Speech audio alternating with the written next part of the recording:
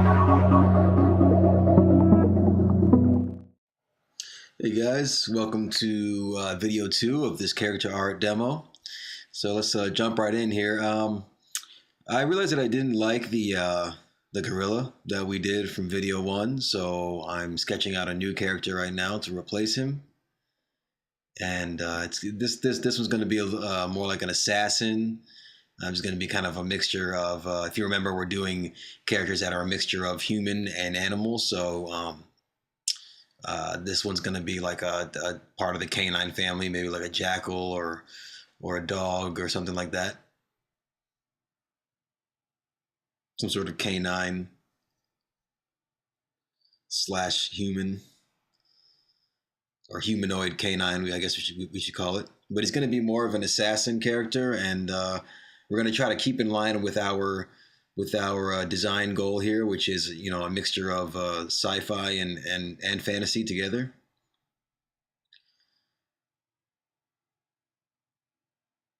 So what you see me doing is a second generation sketch over over my initial sketch, which is just done on a separate layer. I just turn the opacity down on the first sketch's layer and then do another sketch on top of it.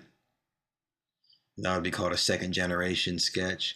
And it's all one layer now, though. I just, I merged it together after I started. But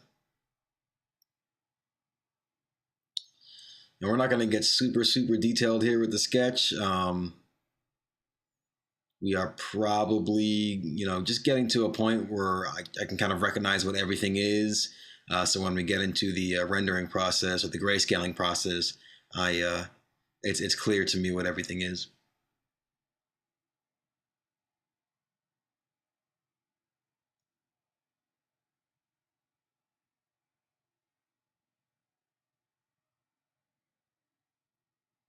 So I explained what this is in video 1, but basically it's just a base 50% gray layer over the entire drawing so that I can select it easy.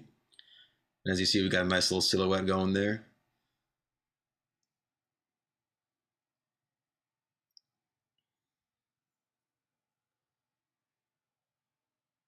And this is tough when you do a character that doesn't work out and you're sitting there trying to get it to work and it's just not working. Your instinct or your gut is telling you it's not working.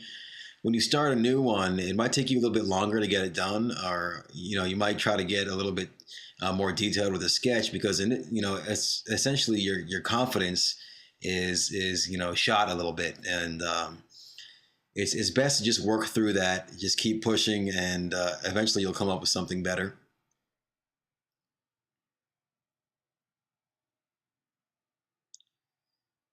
So now we're at the point where I just put it in the document with the our line character.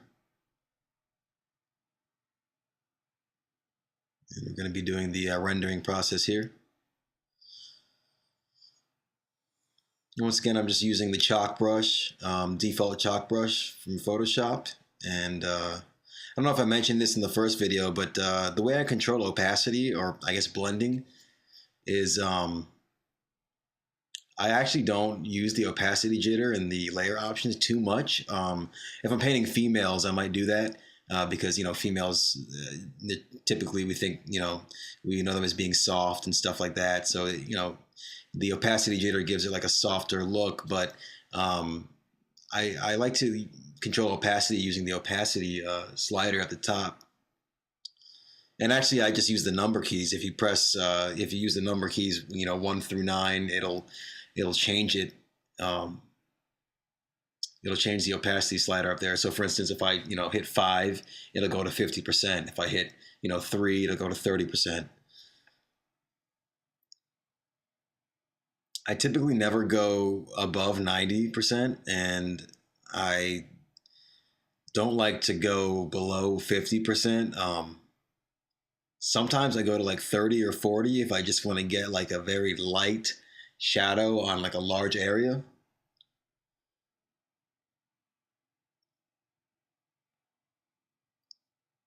But typically I stay from 50 to 9 to like 80%.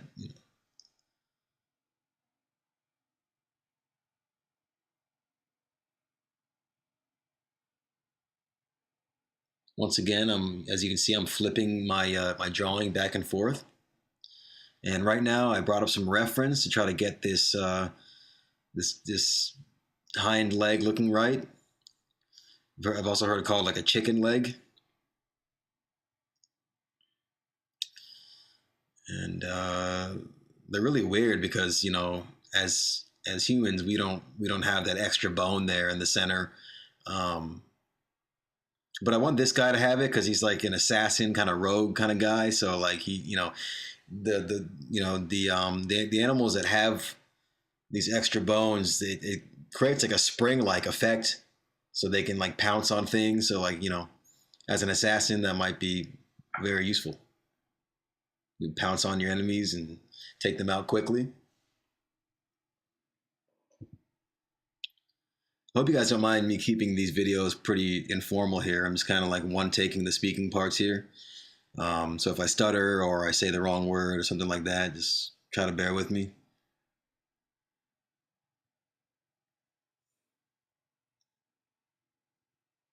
Right now, I'm a little bit more confident about the design. I recognize that, you know, it looks much cooler than the gorilla guy that I was doing, and that kind of frees up my mind for more ideas. Um, and it just you know makes for just a better concept altogether. You know, a lot of the anxiety of, oh man, I got to start a new design here. I'm not sure if it's gonna work. Is gone, because to me already it's working. So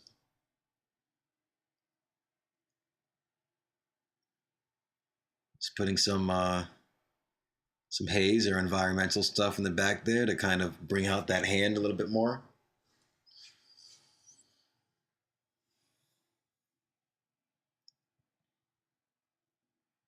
It adds depth to the character.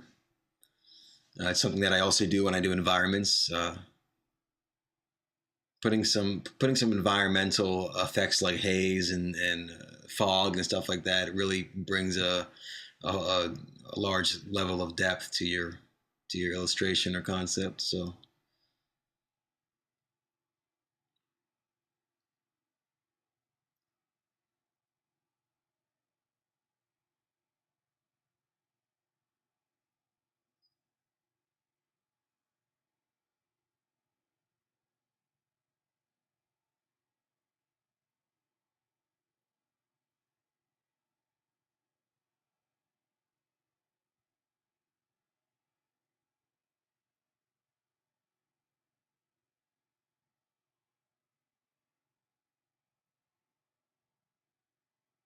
just putting some nice room lighting there.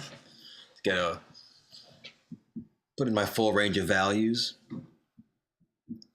So this is about as light as I'm going to get, pretty much.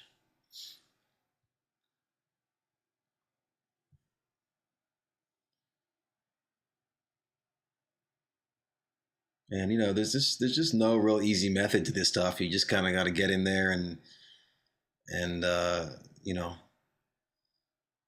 and just do the work, so to speak. There's no easy button or easy method to this, and you learn a lot the more you do.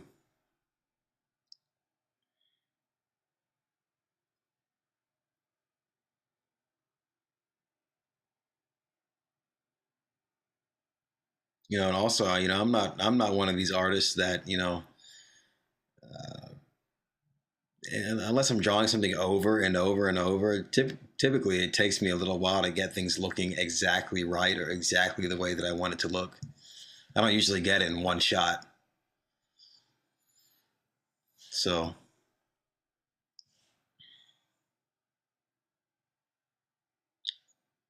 just gotta put in the time to get things looking as good as possible.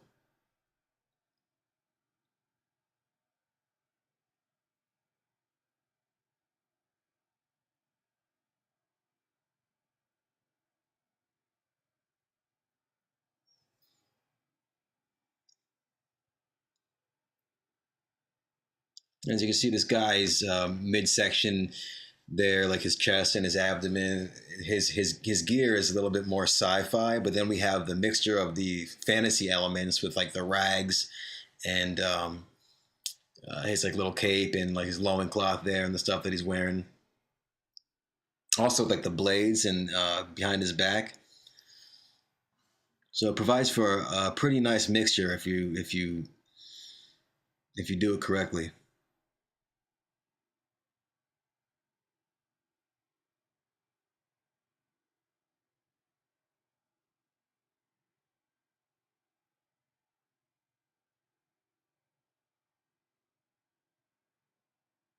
And essentially, at this point, I mean, the design part of it is just pretty much done, you know, and that's why a lot of the stress has been like alleviated from me because I don't have to constantly be thinking too much about like his design. It's pretty much already there. So all of this stuff right now is just it's like just refining stuff and adding in more detail, which is which is the easy part, really.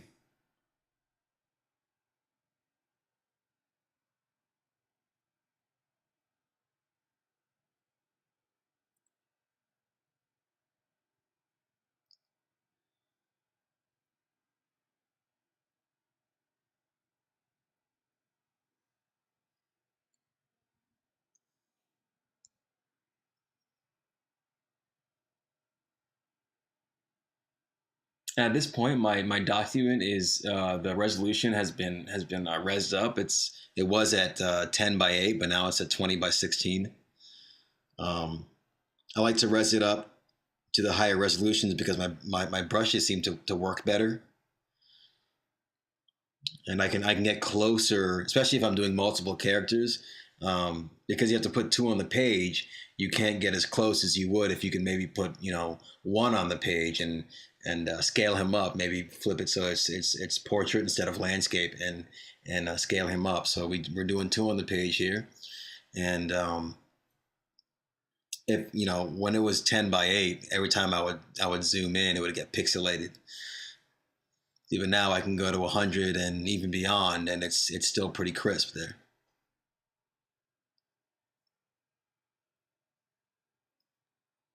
Because once you go beyond 100, everything gets pixelated and looks pretty nasty. Plus, if you have high resolution brushes, um, they don't work so well in lower resolutions because they're made and specifically for higher resolutions.